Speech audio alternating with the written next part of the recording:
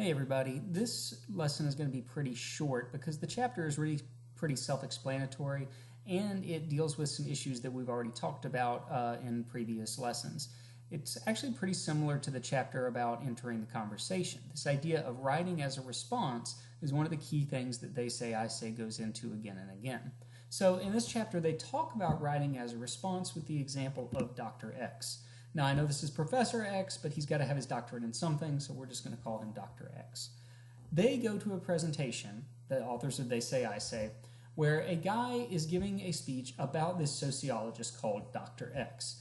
Now, the speaker is defending Dr. X's work. Now, as he defends it, he's very passionate. He's using pathos.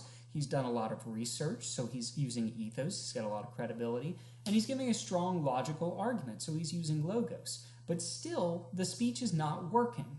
The reason is because people in the audience are sitting here going, why is he telling us all this stuff about Dr. X?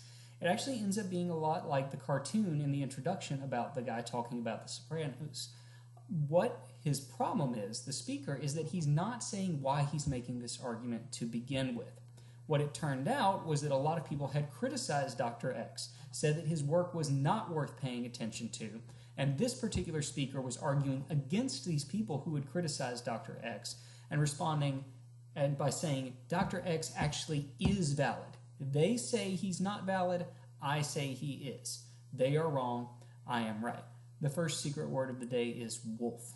So the key to making his speech successful was the idea of speaking as response to others, and that's what you guys are going to want to do as well.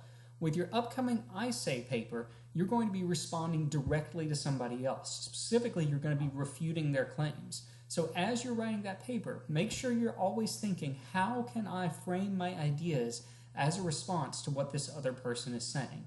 If you're able to frame your own argument as a response to somebody else's, it's going to be a lot stronger. That's it. I told you the lesson would be short.